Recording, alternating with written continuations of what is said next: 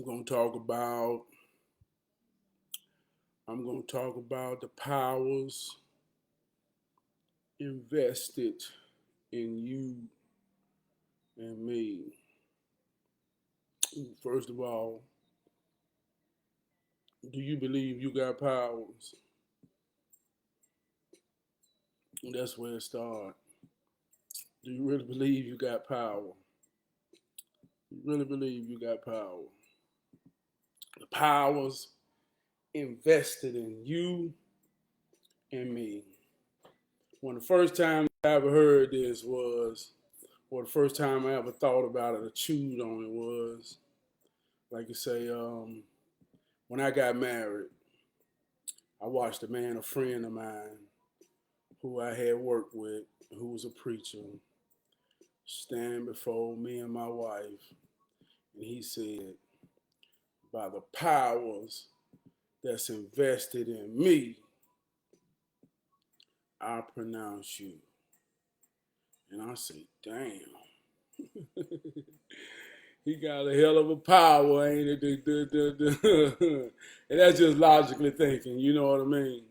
But that's what I want to talk about, man. Who invests that power in a preacher? And what is that power? And is it really invested in all of us, right? The power invested in you and the power invested in me, right? So when I first began to understand this power, man, that I look back on, I discovered the power within me in sports firsthand. You know what I mean? Like you say, playing football. Being a part of a team, knowing that I make a difference not by myself, but with others around me connected to me in the game of football, right?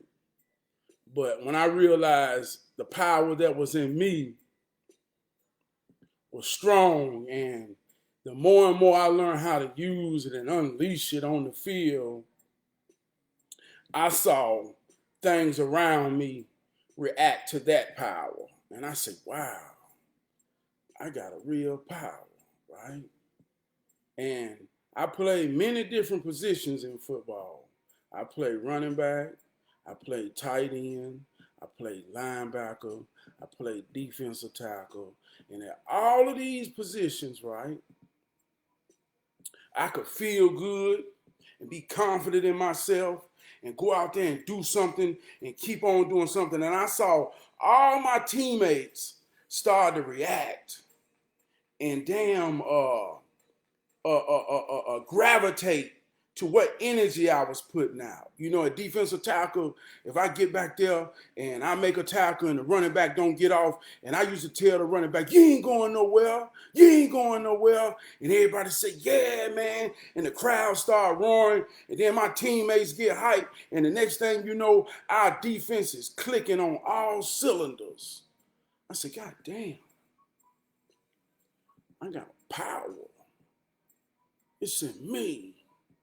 So that's what made me love the game of football, because it was one of my first outlets of what I knew was inside of me. And I found a way to let it out. You know what I mean? And see it and watch it work. And I got infatuated with it. So every Friday night, it was more than a game. It was my chance to show my power. You know what I mean? To simply show my power. And a stadium of people got to witness my power. And when I let my power out, couldn't nobody deny it, couldn't nobody say nothing about it. You had to respect it because you saw it. They said, what's his power? He can get through anything. And once he get to dancing and singing on the field, everybody know it. Hey, he on now. He on now. He said, hey, look, I'm talking about, and if you know football, you know these numbers. I'm talking about in the teams, tackles, solos at defensive tackle. That's kind of rare. But I got back there. I was showing my power, right? So then, when I became a grown man, every time I talk, people would tell me, man, I think you're going to be a preacher. You supposed to be in the pulpit. You supposed to be in the pulpit. And I'm like, why do they keep saying that? You know, like I said, I was never raised in the church, or I can't say I was ever a religious person. But everybody kept telling me, man, you're going to be in the pulpit. You meant to be in the pulpit. And I started doing music, man, you need to stop playing. You know, your calling is gospel. So I say, well, there must be a power in my voice. So I started examining preachers to see what that power was in them that I had in me, right? And as I began to examine it, you know what I mean, I simplified it.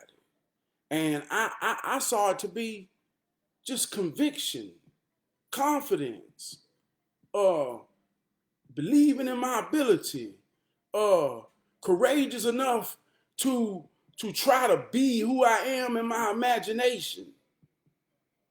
And people saw that as power. But I looked at it as, what other way is that to be? What other way is that to be, right?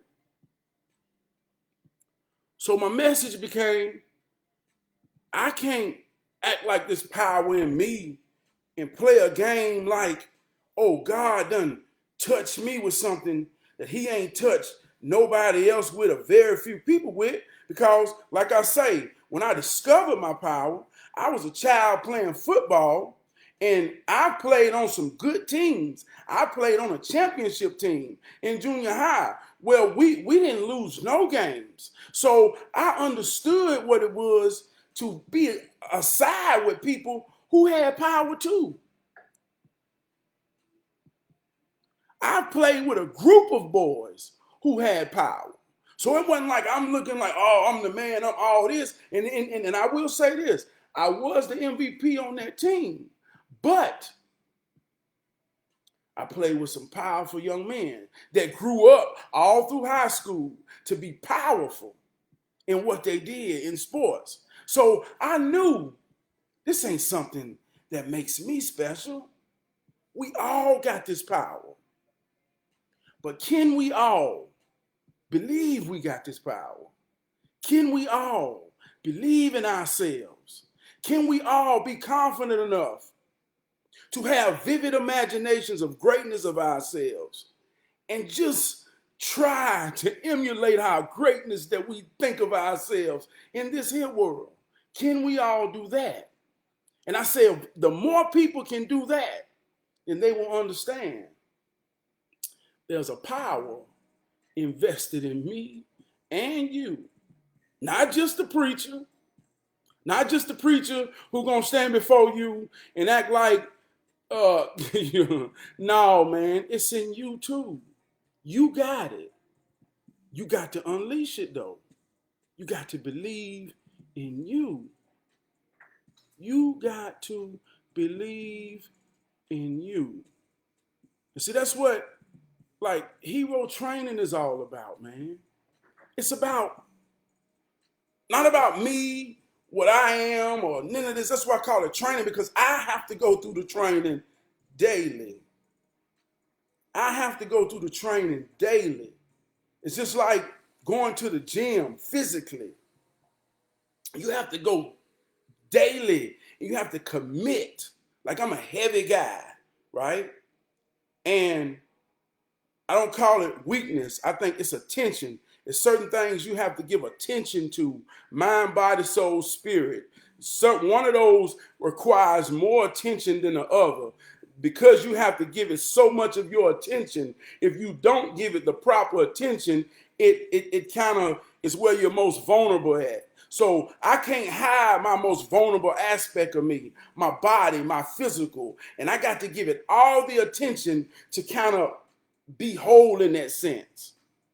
And if I give it all the attention I got, just say me, and I'm accountable for who I am and my size, because I understand. But I know that if I get on the bull and don't get off, and I lose 100 pounds and I get in the top shape of my life, which I'm going to do. But I also know that the second that I stop,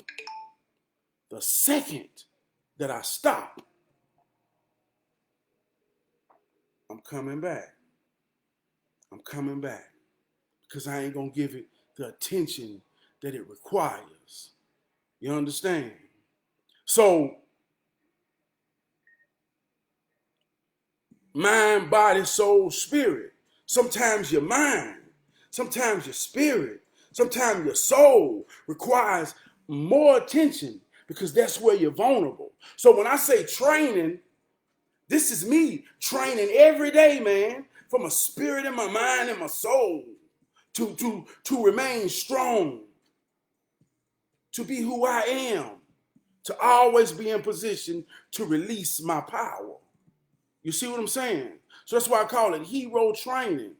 And the hero part is, if you look at every hero story, they believe in themselves to have the power to change, to save, to make a difference. And so we all got that power as individuals to change, to save, to make a difference for ourselves and others around us. And the more we associate ourselves with hero-minded people, our reality becomes that of a championship team, a successful group. Whatever you want to see, it becomes collectively bigger than me. But I got to be a hero and be able to unleash my power on the team. And if I do that, then like you say, that may help other people have the courage to unrelease their power. You see what I'm saying? Now, I get situations like, I'm gonna tell a story, okay? I know my power. And sometimes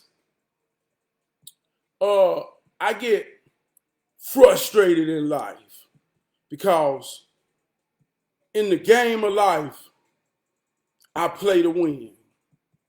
And I feel like there's certain people on my team, whether it be the team at work, the team at home, whatever I'm a part of. Like I told you, I got power in me. I can make a difference. Right? So sometimes I get bogged down when I don't feel like I'm getting acknowledgement for my power. Not acknowledgement from anybody, but those on my team that, hey man, it's a reason the team ain't goddamn have no rushing yards. Hey, cornerback, it's a reason that you a good cornerback. Because every time we go play somebody, I put pressure on the quarterback. And ain't no quarterback we played all season been able to sit in the pocket comfortable enough to work on you. Because I put pressure on his ass. I use my power for the team, and that causes a ripple effect to give you an advantage. So sometimes I get bogged down because my cornerbacks want to act pretty and act like goddamn they don't understand the fucking rough I play in the line. Better act like you know if you're on my team, right? So I get bogged down with that, right? But that ain't my point. Yeah, it is. That's kind of my point. But I said that to say this, right? So one of my powers is, man, I, through sincerity, through genuine empathy, I have the power to connect to people and use my understanding in a way to give direction, right? So one time I had went to this other shift, right? And this shift was in turmoil. And everybody on this shift hated this shift. They say, man, I hate you got to go to that motherfucking shift. Man, this shift ain't shit. These motherfuckers, the supervisor ain't shit. This and that. Man, you gonna hate it, man. You gonna hate it. Everybody coming at me. All this negativity And I hear all this negativity as powerless people because they are all effects or they all reacting to a negative power. But a lot of these people don't know me. They just giving me fair warning. They even giving me fair warning about Pacific people. One lady, man, she ain't shit. Man, she talk shit. Man, she be snitching. Man, she be this. Man, she be that. I looked at her. I say, God damn, she must be a powerful woman to have all that negativity in fear of all these people that they warning me, man, you better be careful. So I take that to say, well, damn. And I may think arrogant of myself and my power sometimes. So I'm a powerful motherfucker, man. You know me? I'm a powerful motherfucker, man. I'm a powerful motherfucker, right? It's power invested in me. You know what I mean? Like I say, this through sports. Same way, I'm going to get back to the story. But in the very same way, when we played football, we had scouting reports. They told us about the linemen on the other team. They told us about the running back on the other team. Some of them was superstars. They MVPs. Man, they powerful. Man, they good. Man, they unstoppable. Man, look what they did last week to the last team. Man, oh man. But goddamn Friday, I always wonder what the fuck they saying about me on the other side. Because when I line up, come on with it, goddammit. Power against power. So the spirit of that athletic shit kind of makes me ready to meet power against power. My power that's invested in me, I think is rooted in love, in sincerity, you know what I mean? Kindness, smile, you know. So I go to this shift, and when I go to this shift, a lot of the people that were scared, they left. They had to get transferred out. So here I am, under the expectations of hell.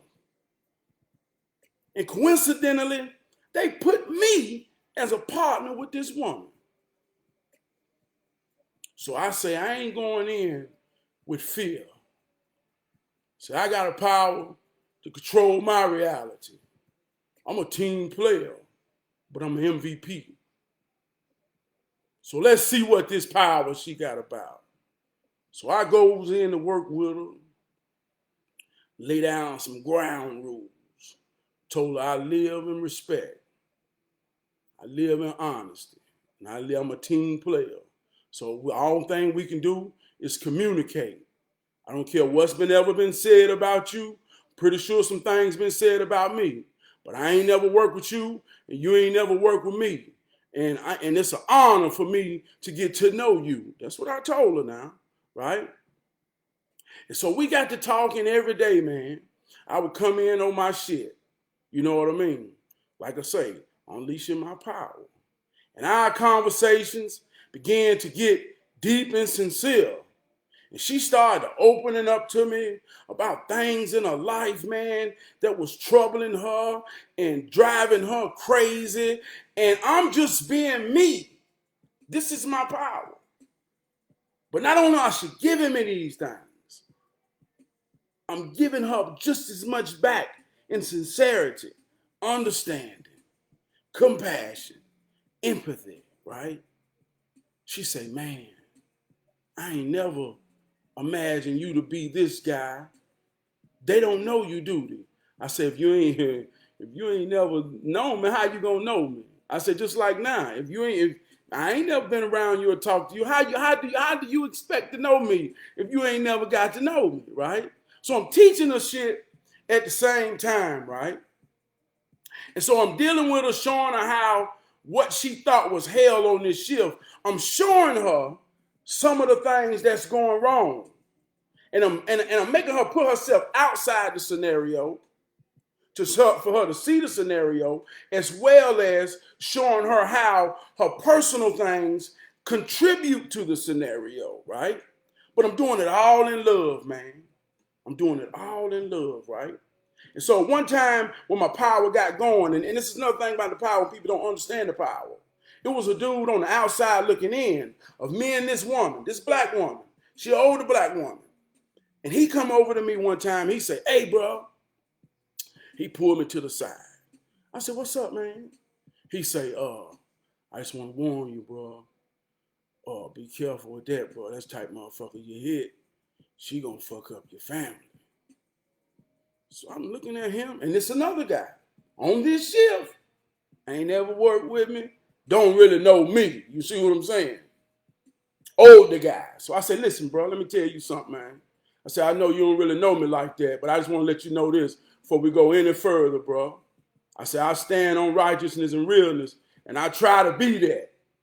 I say, and anytime you see me talking to a sister and it look deep, don't never assume the worst of me. Don't never assume I'm trying to fuck her. I say, I'm deeper than that, and I'm realer than that. And I can understand if you don't know me, but if we're going to work together and you're going to get to know me, then understand that about me. He said, oh, yeah, bro, it's all good, bro. It ain't like that. It ain't like that. But I know it was like that. So already, the power was invested in me. Gonna change some shit. Fuck all that fear they talk about, right? So another part of the power struggle they had that was fucked up on this shift. They say, man, the supervisor, he ain't shit. He this, he that, he that, he this, he this. So I broke it down to the workers who keep telling me that the goddamn supervisor ain't shit, ain't this. But they don't understand. I know the supervisor. He used to work with me. He know me, right? So I told them, I said, look, so let me tell y'all something. And I broke it down to him like this, man. This real life shit, man. I said, listen, let me tell y'all something. Every good worker is not a leader. But every leader can be a good worker, right? I said, he's a good worker. I don't think he's a leader. I say, and one of his insecurities is he's Asian. He's talking to y'all Americans. He's not confident in his communication skills. I say, so by the time he walked from way across this warehouse to tell y'all something, and he done practice it in his mind, how to say it in the greatest English he can, and he get over there and say that shit fucked up, and y'all look at him and be like, what the fuck you say? His only mechanism at that point is to defend his insecurities. So he become an asshole and use his authority to kind of say, you know what I mean? If you don't know what I mean, understand what I mean. And there go the shit, right? So I broke it down to her. And here he come. Here he come. And he come over there. He say, hey, whatever the fuck he was saying was fucked up. So I said, where the email at? He put the email. And we read it. And I said, now you see what he said, and you see what this say. She said, yeah, totally different. I say, now, because you see that, don't take it personal. Don't take it personal. And she saw that and was like, wow, you right, right? And so me and her started goddamn, all this was in the first goddamn 2 weeks. She getting to know me. I got a power invested in me. Now everybody told me about her power, you see what I'm saying? But goddamn it, she got to meet my power, right? And over this time, man, I'm talking about she coming in, she told me one time, she say, I'm telling you shit that I ain't never told my sisters. She breaking down her marriage, her deepest emotions, right? And I'm telling her real shit. Not no cookie cutter shit. Not no goddamn fucking preacher shit. I'm telling her sincere shit from the soul, from a man's perspective, right? So as I break it down to her, man, we get close. But like I say, in respect, by all means. She damn near old enough to be my mama. So in respect, by all means of my intentions is, I got to come here and work for 12 hours with this woman. Goddamn, I'm gonna have peace. And I ain't gonna be with the bullshit. And if we do got bullshit, we gonna work it out. And I done established that with this woman. So I come in every day. I check her. You all right today? What's going? And we got to the point where she was, nah, man, and here we go. And that's sorted out. And then by the time we talk about it, and it ain't so much about me giving her answers. It ain't so much about none of that. It's just about the communication, to be able to vent to a man, let alone a coworker, and just to have somebody to sincerely talk to. And that's one thing about understanding me and my powers. I ain't never been in a situation or have a point where I'm going to tell you what to do, what not to do, or how to do. My power and gift is I'm going to break it down logically. You see what I'm saying?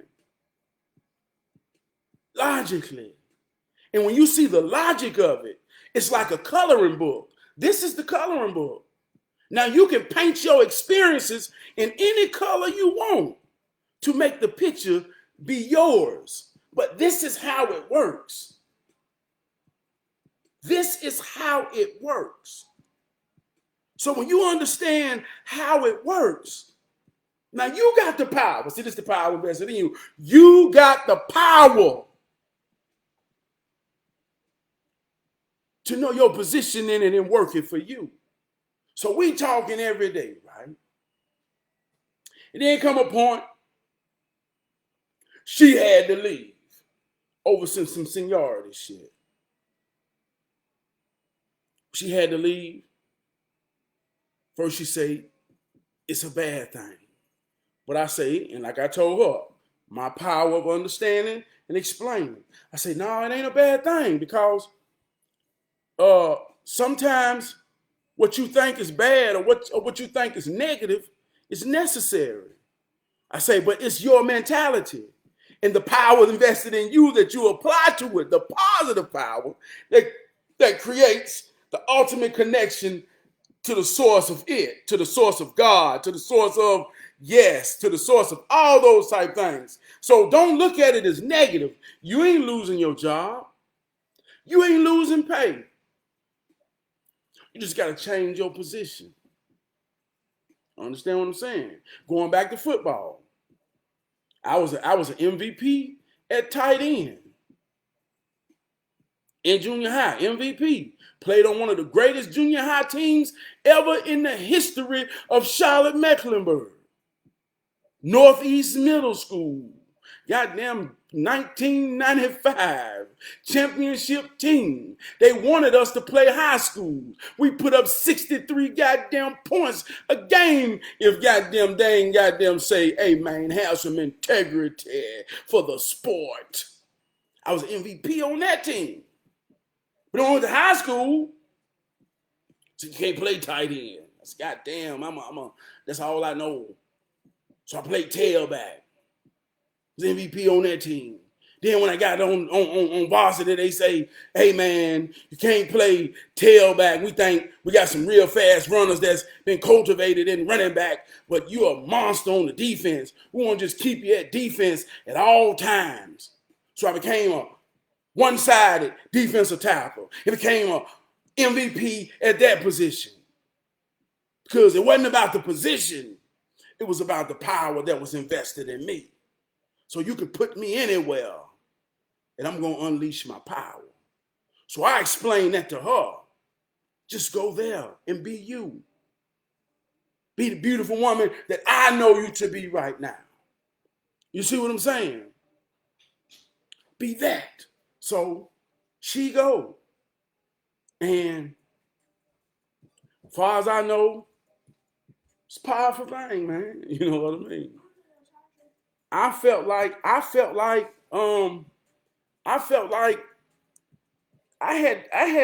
done my thing. You see what I'm saying, man? I had done my thing, man. I had done released my power because everybody told me to feel this woman. Everybody told me this woman ain't shit. Everybody told me this shift ain't shit. Everybody feared the powers that be and was a victim of all the negative powers that be. And I came, and this woman all right with me, and this shift all right. And the people on there now say, man, this is the greatest shift we goddamn got. And all I can do is smile and say, you goddamn right. Because I know what the power was invested in me, right? Look how the story turned, though. Look how the goddamn story turned. Couple months later, another homeboy told me, say, hey, man, I met this lady who say she used to work over there. And I told her, yeah, I got the job by this and that. And she say, yeah, that fat motherfucker think he know everything. Story and goddamn turn. I said, God damn, man. That hurt me, man. That hurt me like a motherfucker, man. I said, God damn, why she say that, man? So I'm asking him, how she say it, man? I want to hear the context. Cause, goddamn, man, how she say it, man? Give me the context on how she said that shit, man. She ain't say that about me, man. Come on, man. But going back to like I told you, and see, that's one thing. Now, it hurt me, but I feel good sometimes when a motherfucker lead off an insult with me to say that fat motherfucker. Sometimes I feel good about that because, like I told you earlier in the video, mind, body, soul, spirit. Ain't nobody above the bullshit. Mind, body, soul, spirit. That's 4. That's 4 times 9, 36. 40, 90 times 4, 360. So that's why, and it's like that Mason shit when they say you on your square, right? The square is completion. But nobody is complete. Everybody living to completion. So if there's one aspect of an anger in your life that requires the attention, like I told you. Mine is my body. I can't hide what some people want to call a weakness. You see my weakness. It's my body. It's my health, if you want to say that. And I don't make no excuses for it because I know what it takes, how it takes. Goddamn, I ain't above the bullshit neither. I ain't above the bullshit, right? So when somebody truly knows my spirit, truly knows my soul, truly understands my mind, and the first thing they can say, you fat motherfucker. I love that shit. I love it. I love it. I love it. Because the power's invested in me, no. You might not be fat, but if I poke at your motherfucking mind, your spirit, and your soul, you can't take it like I could take being called fat. See how that works? So I get to examining why the hell she had to say that fat motherfucker think he know everything. And I chewed on it. See, that's how I understand things, right? And then I go back to all the things people said about her. Don't talk to her. She ain't shit. She goddamn this. She goddamn that. She goddamn a snitch on you. All of these things people warn me about her, right? I realized one thing about that. She ain't around me, and she's being her. But when she was around me, power invested in me made that motherfucker act like goddamn something real. Act like something real. And now that she away from me, and she ain't under the power of love, sincerity, she dealing with that motherfucker do know everything. Know every goddamn thing you told me. Know every aspect of your weakness. Know every aspect of your goddamn insecurities. And now that you ain't around me, you say that fat motherfucker think he know everything. You know, like I said, then this would even be more pressure. She called me fat. I remember one time I'm explaining to her about how it works, and I'm using me as an example to show her my weakness. And she told me, she said, but you ain't really fat. You a big man, but you ain't really fat. You all right. So I said all that to say, man, the power invested in you. People gonna be who they gonna be. But you got to believe in you, man. You got to believe in the power in you.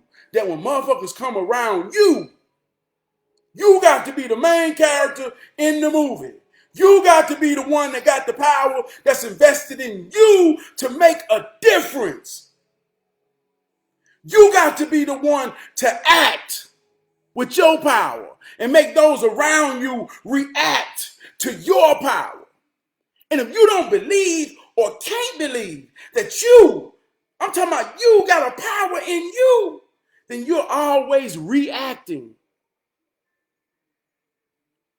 You're always subject to what someone is doing to you. You're always powerless and weak and hoping.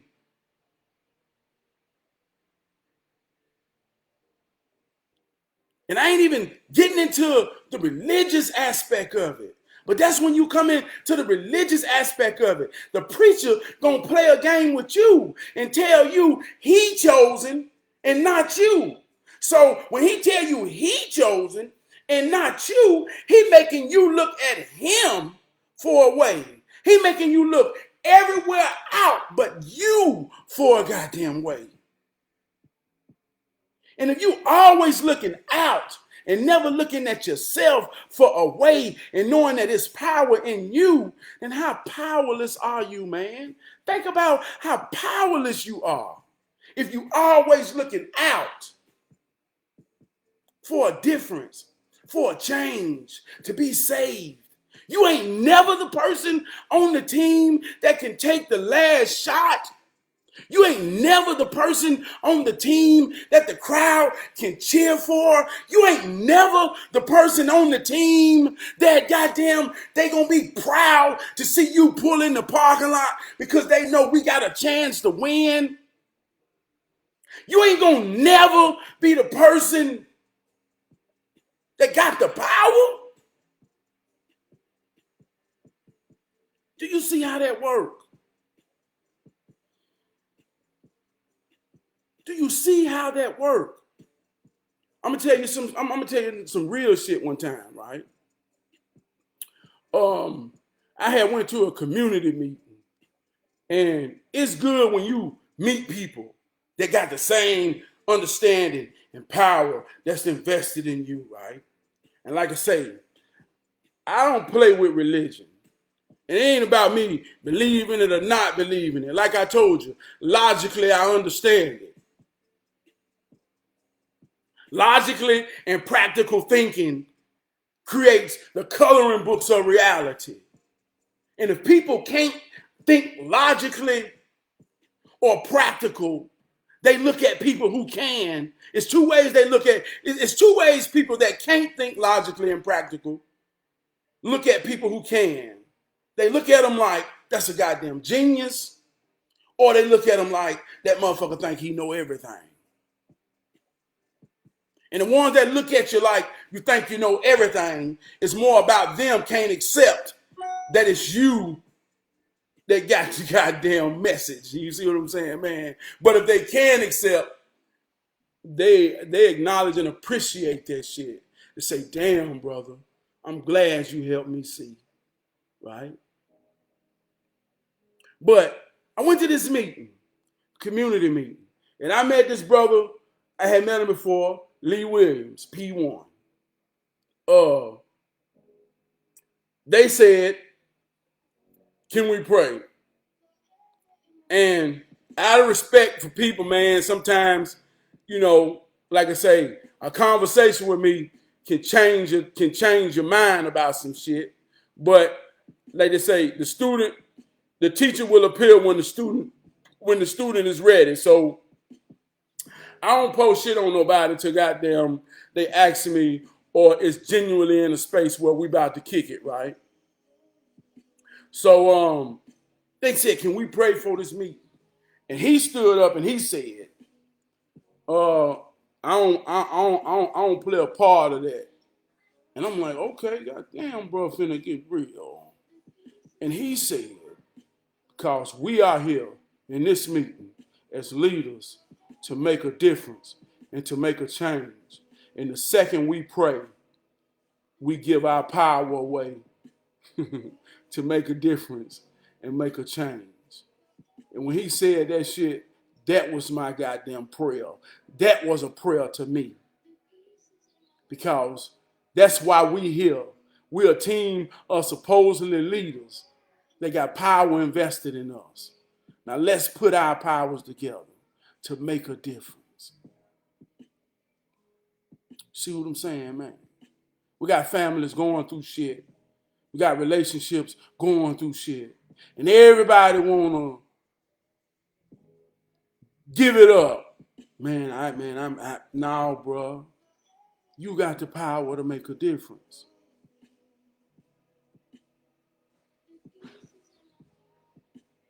And the problem ain't them, it's the other teammates that don't understand.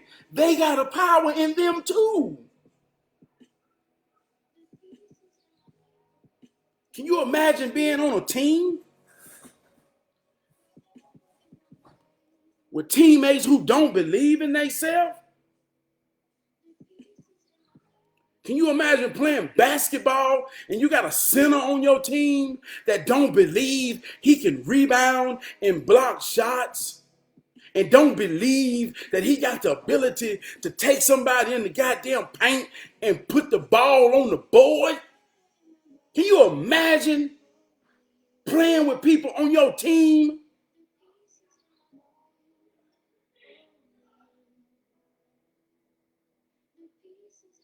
Can you imagine a man having a family and his family going through some bullshit and all that man got to do is put his foot down and speak his heart and his soul, and all his family members respect him and love him enough to respect what he say from his heart, but he don't believe he got the power to make goddamn his family listen? Can you imagine that? Can you imagine a woman that won't talk to her daughters and her daughters out here living fucked up lives because ain't nobody telling them how to be a woman and what's expected of a woman, but the mama don't realize she got a power invested in her to teach her daughters virtue, womanhood, love.